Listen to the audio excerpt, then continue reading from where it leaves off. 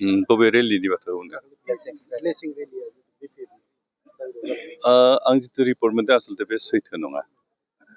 कारण जिखिनि पपुलेसन मा ओंखारदों गेदारिं जादों बेवहाय भैरबकुंड समाजनिफ्रायसो खमसिन सुबुङा ओंखारदों, खिन्थु गुबुन गुबुन समाजनिफ्राय ओंखारदों।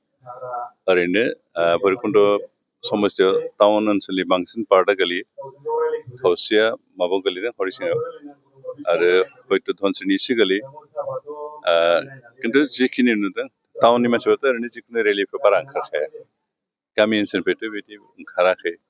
बेनिखाय जिखिनि रिपर्ट मोनदों आंनि मथेबा भैरबकुंडनिख्रुइ सबनिख्रुइबो खमसिन ओंखारदों। खिन्थु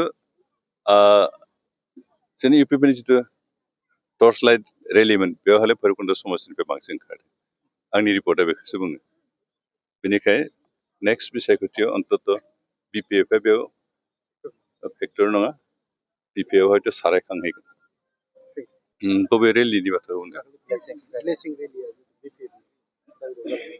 आं जिथु रिपर्ट मोनदों आसलते बे सैथो नङा। कारण जिखिनि पपुलेसन मा ओंखारदों गेदारिं जादों बेवहाय भैरबकुंड समाजनिफ्रायसो खमसिन सुबुङा ओंखारदों, खिन्थु गुबुन गुबुन समाजनिफ्राय ओंखारदों।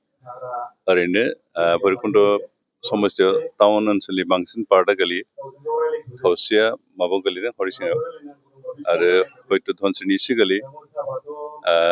खिन्थु जिखिनि नुदों टाउननि मानसिफ्राथ' ओरैनो जिखुनु रेलिफ्राव बारा ओंखारखाया, गामि ओनसोलनिफ्रायथ' बिदि ओंखाराखै। बेनिखाय जिखिनि रिपर्ट मोनदों आंनि मथेबा भैरबकुंडनिख्रुइ सबनिख्रुइबो खमसिन ओंखारदों। खिन्थु जोंनि इउपिपिनि जिथु टर्च लाइट रेलिमोन बेवहाय भैरबकुंड समाजनिफ्राय बांसिन ओंखारदों। आंनि रिपर्टआ बेखौसो बुङो। बेनिखाय नेक्स्ट बिसायख'थियाव अन्तत बिपिएफआ बेयाव फेक्टर नङा, बिपिएफ हयथ' सारायखांहैगोन। बबे रेलिनि बाथ्रा बुंदों?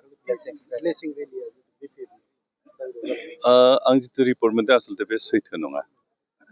कारण जिखिनि पपुलेसन मा ओंखारदों गेदारिं जादों बेवहाय भैरबकुंड समाजनिफ्रायसो खमसिन सुबुङा ओंखारदों, खिन्थु गुबुन गुबुन समाजनिफ्राय ओंखारदों। ओरैनो भैरबकुंड समस्तियाव टाउन ओनसोलनि बांसिन पार्टआ गोलैयो, खावसेया माबायाव गोलैदों हरिसिङाव आरो हयथ' धनसिरिनि एसे गोलैयो। खिन्थु जिखिनि नुदों टाउननि मानसिफ्राथ' ओरैनो जिखुनु रेलिफ्राव बारा ओंखारखाया, गामि ओनसोलनिफ्रायथ' बिदि ओंखाराखै।